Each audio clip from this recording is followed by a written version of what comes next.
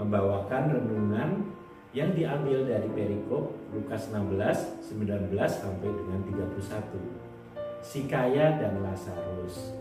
Sebuah realita kehidupan yang kita jumpai di dunia.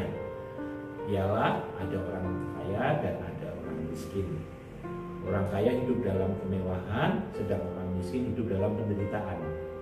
Dalam pembacaan firman digambarkan juga bagaimana orang kaya itu hidup dalam kemewahannya.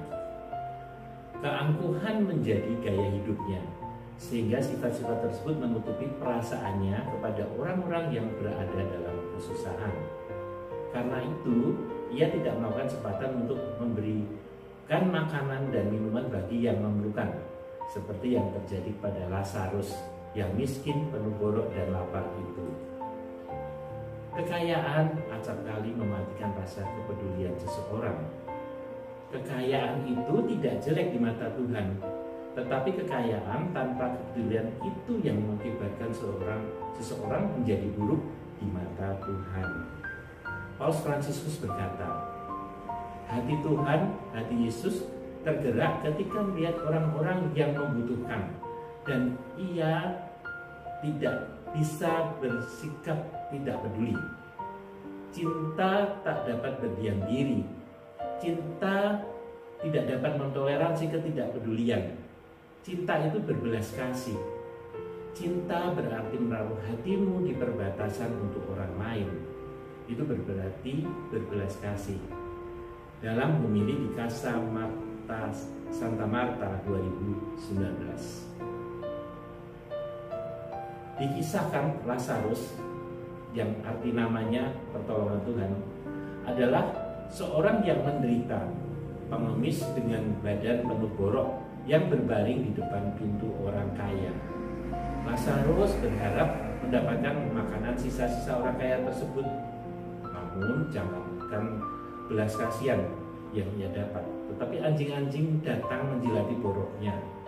Dalam hal ini, Yesus ingin menggambarkan betapa hina dan rendahnya Lazarus. Akhirnya, ketika kedua orang ini mati, si kaya yang mendapatkan bagian dalam kesengsaraan dan penderitaan selamanya, sedangkan Lazarus mendapatkan hidup kekal penuh sukacita. Kenyataan kematian adalah kepastian yang akan dialami semua orang tanpa kecuali. Segala usaha manusiawi akan terhenti begitu kematian sudah datang. Orang kaya maupun orang miskin tidak tahu kapan persisnya mereka akan mati. Setiap orang bisa mengusahakan pengobatan untuk menyembuhkan penyakit, tetapi tidak seorang pun mampu menghentikan kematian. Di dalam dunia kematian, manusia sudah tidak bisa melakukan pertobatan. Pertobatan hanya bisa dilakukan ketika masih hidup. Kita tidak tahu kapan akan berakhirnya hidup ini. Hidup kita bisa berakhir kapan saja dan di mana saja. Jika demikian, maka mestinya kita mengalami pertobatan setiap hari. Pertobatan itu tidak hanya berarti setelah melakukan kesalahan yang besar kemudian kita bertobat, tetapi tidak melakukan tindakan yang jahat pun bisa menjadi sumber kesalahan. Seperti orang kaya yang tidak mau peduli dengan Lazarus, dia tidak jahat, tetapi dia tidak mampu melakukan kebaikan yang maksimal, yang sebenarnya mampu dia lakukan. Itu juga menjadi dosa bagi kita. Ketidakpedulian adalah sebuah dosa. Seberapa besar hati kita tersentuh dan mata kita terbuka setelah membaca kisah pilu ini.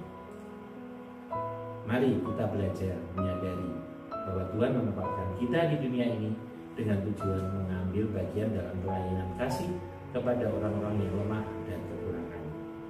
Mari berbagi berkat Tuhan. Ada orang di sekeliling kita yang membutuhkan uluran kasih kita, supaya mereka terberkati dan mengalami sukacita Tuhan. Sekian berkah dalam